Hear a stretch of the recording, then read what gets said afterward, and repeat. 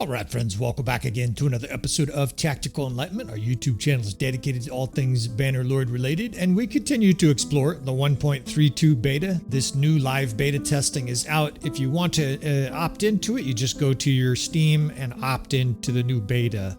Now, we're going to be exploring Battania in this episode, particularly their infantry, which get a lot of shade. There's a lot of haters in general for Battanian Infantry, whether you're on Reddit or people on the Discord.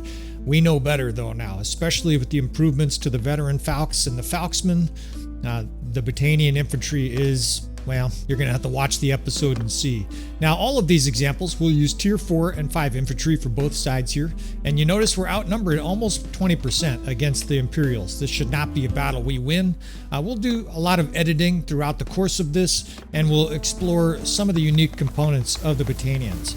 One of the most unique components of the Battanians is they have a huge amount of skirmishers, right? It's not just that they have a lot of units that have throwing weapons.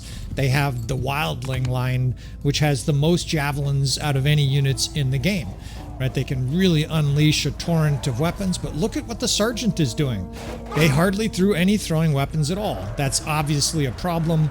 I don't need to tell you, since they was already looking grim here, that they're not going to be able to beat an Imperial force, that they're outnumbered by 20%. Now we'll do a little suicide here just to speed this along, but already a very grim result. Now we're going to be exploring in successive different battles here some of the things that are important for you as a commander to understand about the Battanians. Obviously, the sergeants in charge is not going to yield a victory. Let's go ahead and try just the traditional F1, F3. Of course, we don't anticipate this working. Again, we're outnumbered in these examples by 20%. Some people would say you're never going to win this outnumbered by 20%. You don't have fiends. You have weaker Battanian infantry going against Imperials. The Imperials have very good infantry. And now you notice the Imperials are chucking their spears, their pylons. Most of their units have the capacity now to throw a spear before they enter battle. Now, a little bit better here with charge, because some of our units actually use their throwing weapons. But look what's going on here. A lot of these units at the back are trying to throw their throwing weapon. They're trying to skirmish, but they don't have a target. So they're literally just standing here. Some are looking around. They're holding up their shield for no reason. And this is a big detriment to charge, because these units just standing here with the shield might as well be dead, right? While their troops and friends are getting massacred, they're looking for a target to throw at. We'll do a little suicide here just to speed this along. Charge doesn't work. A little bit better results than using the sergeants, but ultimately charge doesn't work. I'll give you a hint too. A lot of this is about formation style. Now, many people, when they fight with melee and or in general in Bannerlord, they use a shield wall for infantry. And for units like the Imperials, it's actually the correct formation. The Imperials have very fast weapon units in there with the Legionnaire. The Battanians don't. And so the shield wall is actually the worst formation you could use. There's a couple reasons. First, like I said, they don't have extremely fast one-handed weapon units. They don't have high armor, so they're not going to be able to slug it out with the Legionnaire. And even though they're throwing some javelins, some throwing axes here before the battle starts, it's not very many, right? Note the kills, 8, maybe 10 kills before the lines charge. And of course, 8 to 10 kills is not going to make up for the fact that we're outnumbered here by 60. So, a little quick suicide here. Of course, it seems like when you want to die, the enemy never can kill you. And when you want to survive, you get insta-killed. You can see here, shield wall is definitely not the answer. 260 Imperials left, right? It was basically a blowout. All right, so what formation actually does work with Battania? We'll talk about the formations here quickly and also some of the changes. This is actually the correct formation, at least initially, for the Battanian infantry lines. If you have them all mixed together, you actually want them in a spread, just like your archers. Might seem counterintuitive, but that way every single unit uses their throwing weapons. Now, as we close here, we'll notice a couple things about the Battanians. First, the barrage of throwing weapons is going to cause the Imperial forces here to enter a shield wall. That is actually advantageous, because the amount of throwing weapons that the Battanians have means that the entire time that the enemy is coming up in a shield wall, they should switch close. There they go. They just got into a tighter shield wall. That's going to allow our units to throw all of their weapons. Now, the Falksmen, the veteran Falksmen, have new weapons. They have a long Falx, and between them and the Falxmen, the tier 4 and the tier 5 veteran Falxmen, the Battanians have the best shock troops in the game. Now all of these guys are just firing in here. Notice also your Falxmen are at the back. That is optimal. The veteran Falxman also has 2 bags of throwing axes, so it's just throwing weapons galore. Before the enemy even gets to us, we've killed 30, 40, 50 troops. It looks like 60 to 50 something troops. Now you want to charge, and I recommend you hold fire, because if units are back there just like the previous example, looking for a target to throw at, that means they're not on the lines swinging away. We want those nasty Falxmen joining the battle. So you keep them in spread. Once the battle starts, just like that guy said, you are dead, and your veteran Falxmen and Falxmen come up, and they do precisely that. They kill the enemy. I was mentioning earlier, the Legionnaires have very fast weapons. Well, the Falxmen and the Long Falx are very fast and very deadly swords, and it can lead to success in combat. Now, it helps, of course, that we put a huge amount of damage onto the enemy at range before we closed. That's part of the reason we're winning this battle where the AI didn't.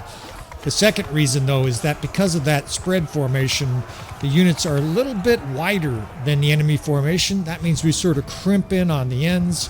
It's a little bit of a flanking attack, and ultimately it collapses on both sides here and destroys the Imperials. So the AI got destroyed here with the same setup. All we did is spread, throw a bunch of javelins, and then hold fire, and we routed the enemy. Now let's show you some more advanced things you can do here. A very simple V structure. You just make 2 different spread formations into roughly a 90-degree angle, right? It's a V-shaped formation, and the advantage of this is that the whole time that the enemy's closing and getting sort of close to the center of your V, your units are dumping and throwing weapons. Then, of course, when your units attack, it pinches the enemy in the middle. Now, these are also opportunities to kite. If you've never heard of that term, when it comes to combat, you're basically moving units back as the enemy moves in. A different form, although a similar idea, is the feint attack, where you intentionally move back, although your attack is still coming, it's just delayed. Now, they hit my horse here with a javelin, but the enemy is going to get pounded by way more javelins and axes than I am, because the Battanians have so many throwing weapons. Their tier 4 and tier 5 skirmishers have 10 javelins. In my opinion, they're the best infantry in the game if you know what you're doing.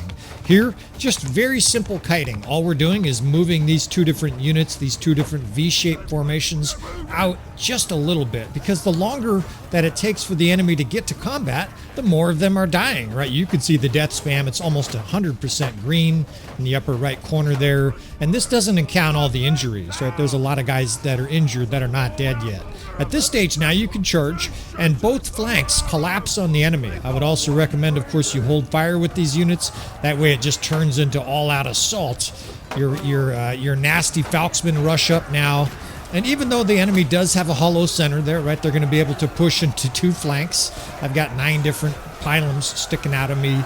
This battle is over, and the enemy's going to get crushed from the ends of these formations. The flanking attack combined with the major damage done before the battle, there we go, I'm just trying to get killed to speed this up, is going to allow us to win by an even larger margin, right? 160 before. 2/3 of our infantry survived this battle here, outnumbered by 20%, right? Now our infantry is doing major work, 6, 4, 5-to-1 kill ratios up and down the line, a massive victory. All right, so what else can we do here, right? Again, outnumbered by 20%. Let's show you a few more variations that'll be helpful to you in your campaign. Since they have ranged weapons, let's talk about elevation. Elevation is devastating when you have either archers or ranged weapons, because of course you're throwing them further, it does more damage. Go stand on a skyscraper and throw a rock off it. Of course, you'll be arrested, you'll be a terrorist. You will kill somebody, because by the time your rock gets to the ground, it's going to be traveling at like 150 miles an hour. Similar concept here. Bannerlord has a momentum system. As you dump javelins down in the air, they do even more damage. Now, another advantage, of course, is the enemy is going to enter a shield wall. What's the advantage of that? Of course, they move slower. That means that we can actually kite even more in this situation. We get to dump a bunch of javelins and throwing axes as they come down, and then once they're about 15 meters away, have your units run uphill. Even though you're running uphill, so is the enemy, only they're in a shield wall, so they're moving even slower. As we gain distance, then you can turn and give them another couple volleys of javelins.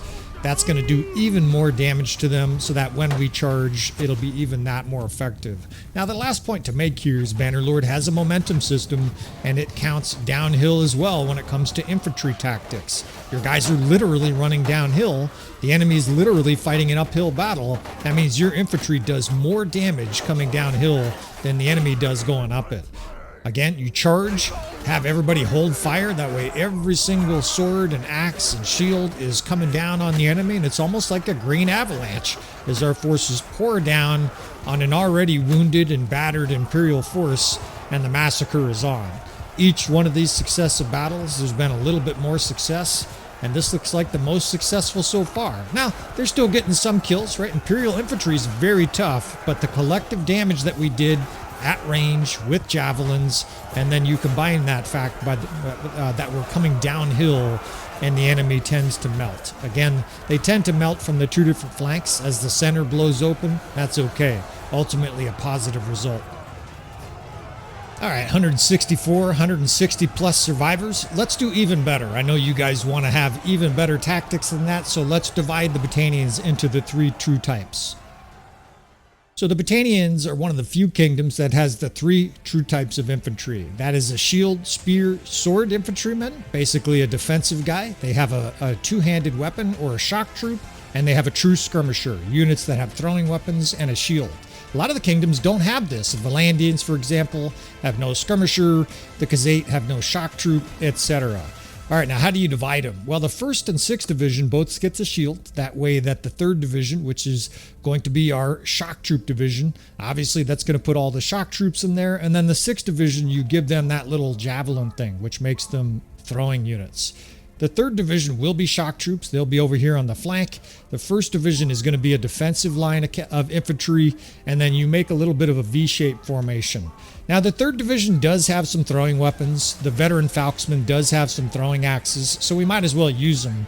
But the main reason that we want to put them on a flank like that is the fact that they're going to be closing in on the enemy and basically crimping hard one of their sides with the flanking attack. All right, enemies closing. So we want to make sure that our two different wings here, the 3rd Division, which is shock troops, and the 6th Division, which is skirmishers, don't get attacked by the enemy infantry. We want to make sure that those troops stay clear. This is a critical component of kiting as a commander, keeping our units away. You can see the 1st Division there is dumping javelins, and all we're going to do is keep these two different wings sort of pushed a little bit away from the enemy here. Actually, fat-fingered that command, apologies. We'll get that 6th Division pushed out there. As long as the bulk of those pink troops don't get to our green troops, this battle is over. Now, eventually, we want to suck them right down the chute as our two different flanks here dump in throwing axes. And I mentioned it before, but the Tier 5 Battanian veteran Falksman now has 2 bags of throwing axes, so I think they have 8 throwing axes. Over here is our 6th Division, full of wildlings and the elite skirmishers dumping in axes. Now we can start to form our square. This 1st Division, there's some picked warriors in there. There's some of the Oathsworn that people love to hate. Well, they're really good defensive units. They're not good on offense. A Legionnaire will beat their ass when it comes to combat, but we don't want them for combat. We want them to survive while our skirmishers work. Right now we can send in the 3rd Corps. On the far side over there, you can charge at the 6th Corps. And the big key is that a lot of the enemy forces is going to end up being attracted to that square, pounding on it while they play defense. Over here, the skirmishers are pouring in. They're doing nice work. Now, over here, the Falksmen are going to destroy everything in sight. They are unbelievably deadly, and they outnumber their enemy. Meanwhile, look at how many forces are haplessly attacking our square. It's a situation where we've been able to occupy about 2/3 of the enemy forces, destroy the rest of their forces, and now the enemy's fucking surrounded. They have shock troops boring in, a bunch of nasty Falksmen. The enemy is already damaged by throwing weapons. Our skirmishers close the Vise. Now you can charge at that first division, right? Every unit is now killing an enemy that's surrounded, that is wounded, and they wish they stayed inside the castle. Our Battanian force here swallowed them up and destroyed the enemy here, right? 212 survivors. That means almost 70% of our forces survived. Let's make sure this guy catches one right in the throat. Have one of those. And there you have it, right? The power of the Battanian forces, incredible with some tactics. It doesn't get much more dominant than that. It does actually get more dominant than that, though. Let's keep learning. Look at our skirmishers, too. What, 8 to 1 kill ratio? Now, the Picked Warrior and the Oathsworn didn't kill a lot, but they did their job, right? Those guys took one for the team, while our killers did the rest.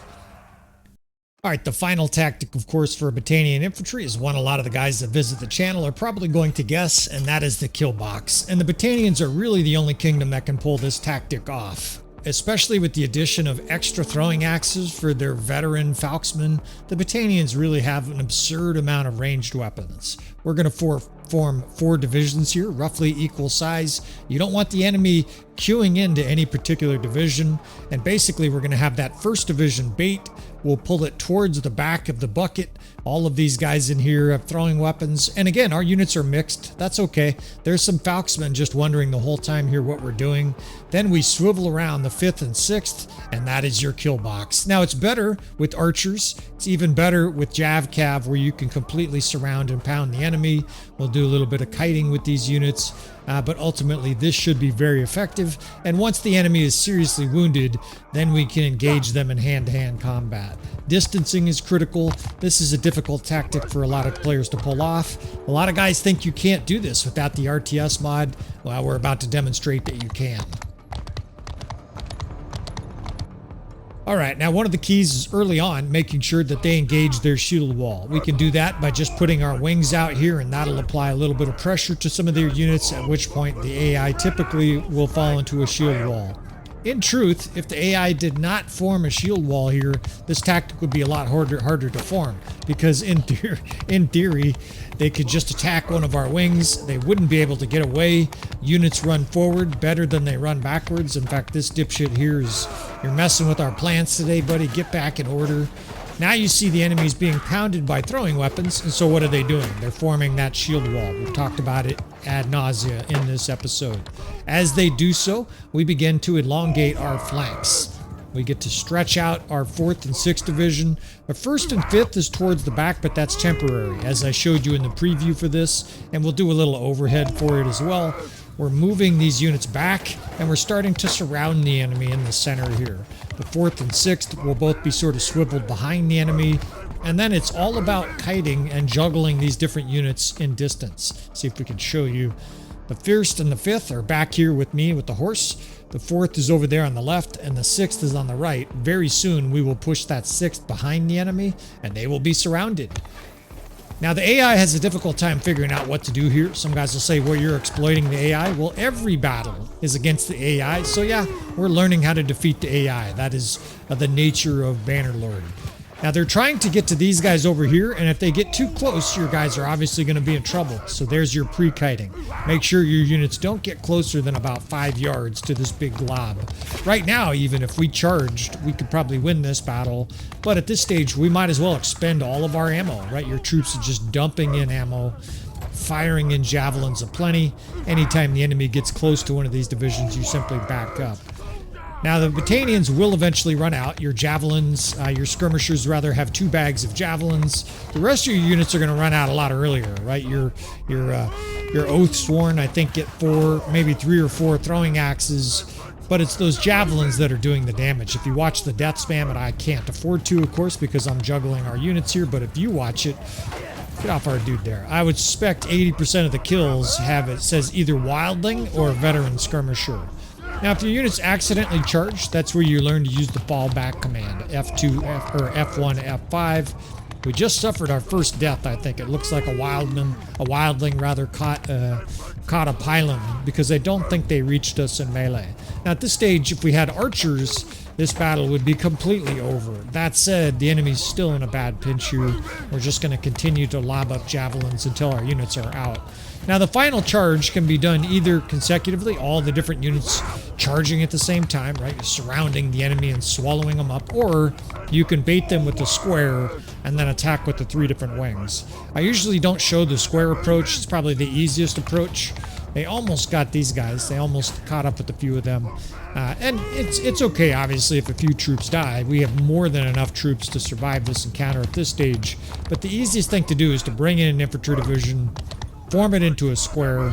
That's why the 1st division I selected shields before the battle started, and then of course the rest of the units can charge while that 1st division plays defense. A variation of the previous, or 2 tactics ago, where we showed you the Vise. The Vise where you form the square and close in on the flanks. Very similar concept. Now you can see the difficulty here with infantry. This tactic is much easier with archers because you can maintain a long distance away from the enemies. Now this is really savagely OP with archers. In fact, I think maybe just to demonstrate it, we'll put some archers into this situation. Alright, so the 1st division in a square, the 4th, 5th, and 6th all charge here, and now we'll see what our units do. Remember, a lot of these Imperials are badly wounded, and so it's not going to take much for them to rout, right? And our goal is to beat 210 casualties. I think we'll easily be able to do that. Little flush of red there as the Imperials wail away on our square. But in come our divisions. The donut, the green donut with the pink middle gets swallowed up, and that's that, right? The AI routs, huge casualties for the AI, and probably pushing a 10-to-1 kill ratio. It's all going to hell, this guy says. 39, 320, about an 8-to-1 kill ratio. That'll suffice, right? Again, equal quality units here, and we're outnumbered by 20%. This is the kind of result you can do with the Battanians. Now let's go ahead and do this. A lot of guys could probably stop watching the video here, but let's show off a little bit. We don't need any Fiend champs either. We'll just take some low-level archers, and let's just embarrass like 400. Let's just make it crazy. Let's give them 50% more troops than us here, and a kill box with just a little bit of archers, right? We don't even need Fiend champs. All right, they're starting to close in, and again, just like before, we're applying a little bit of pressure on both wings. That way they form into a shield wall. Once they form into a shield wall, this battle is over. I mean, that's as plain and simple as it is, right? Unless they broke out of it or started attacking multiple different directions at once, which is right now currently beyond the AI, they simply can't win in this situation. Not only do we have a lot of the same skirmishers from the previous battle, although we have less here, right? Because now we have maybe 60, 70 archers. I also put archers in each division. Don't know if I'm going to mention that. We're going to do a little editing probably to shorten this. But now we have skirmishers and archers mixed together in all 4 of these same divisions. And the concept is very similar. Now you see a few of these guys are moving a little slower. The tier 2 Battanian archers are not particularly athletic. They skip leg day evidently, and so those guys you got to pre-kite just a little bit earlier, but they are also more deadly at further range, right? So you don't have to have them as close. I mentioned it before in the infantry version of this. This is even easier with archers, right? As our skirmishers and archers rake. Now the archers have to have their feet set, so you do want to make these gyrations a little bit less often. Your skirmishers will throw their javelins on the move. In fact, if they're moving towards the enemy, it does even more damage, but generally speaking, I think it's best to have skirmishers flat-footed when they're throwing javelins. In other words, if they're moving, sometimes they don't throw javelins, and sometimes it seems like they throw javelins less often. Now, if this was Fiend champs or even better archers, not better than Fiend champs, but if we had some good archers here, like tier 4, we have tier 2, tier 3 archers right now. If we had higher level archers, the enemy would already be shot to pieces. With these low level archers, it's a little bit more of a slog, takes a little bit longer, but it's simply a matter of time, right? The question is does the enemy die before we get carpal tunnel? And the answer is probably going to be yes. Now, we're also going to speed this up. We'll charge here at the end, simply because when the enemy gets battered to this level, you have to picture 3/4 of the troops in there are injured, right? They've got a javelin or 2 sticking out of their carotid artery. They've been shot a handful of times, even by low-level archers. It all starts to add up, and this force is pretty battered. Plus, just generally speaking, your morale would be shit if you were in there, right? You can't reach anybody. It's the ultimate blue ball. They're just being surrounded and shot to pieces. It would be embarrassing. You would know your commander was inept for not bringing cavalry to the battlefield, and you're just waiting to die, basically. All right, a little bit last little bit of circling, and now we can start to charge with these different divisions. Now the archers will keep shooting as the infantry charge, and there will probably be some casualties as all of our divisions close, but this is also devastating for morale. The AI hates to be surrounded, which is part of the reason that flanking is effective. People in real life would hate to be surrounded, right? Because you have no escape.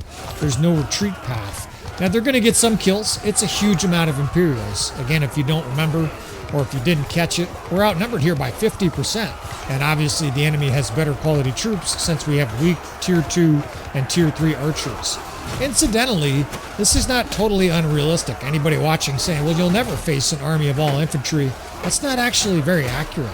In the early stage of most campaigns, your enemy army forces are very regularly 80, 90, even 95% infantry, which means these tactics are very viable for an early game campaign where you're facing large armies, 150 troops, right? And you've got your mercenary force and they're 90% infantry.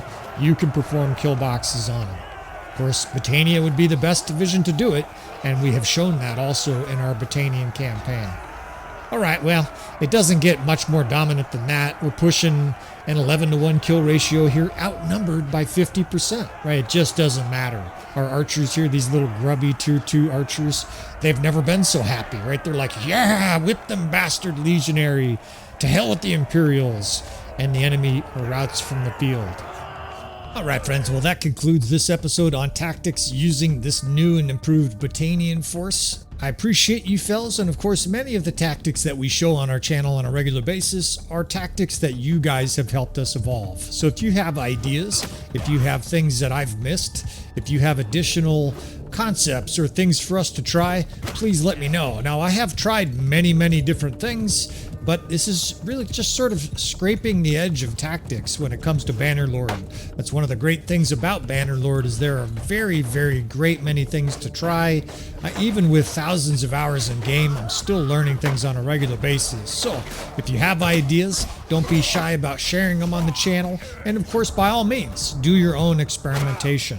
Whether it's a peekaboo ridge defense like this with javelin support and a weak square at the top, or something else, please go ahead and bring it up in comments or come to our Discord and do some discussion with other fellow tacticians.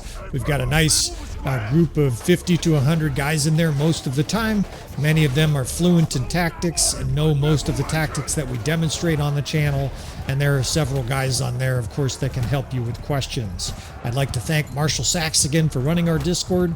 And if you want to be part of that or our Patreon, more of that information can be found in the video description. We're going to continue to roll tactics out here with the 1.32 update and beyond. And of course, with the DLC and the Norse coming, tactics are going to continue to be a predominant part of this channel. After all, you're watching Tactical Enlightenment.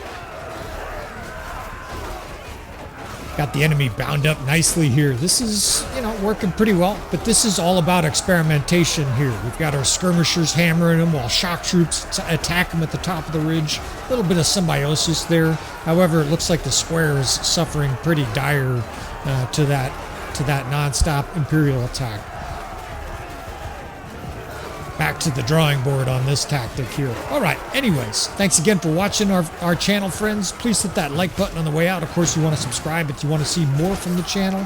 You know we're going to be doing more interesting shit. I appreciate you fellas, and with all that said, I will see you guys next time.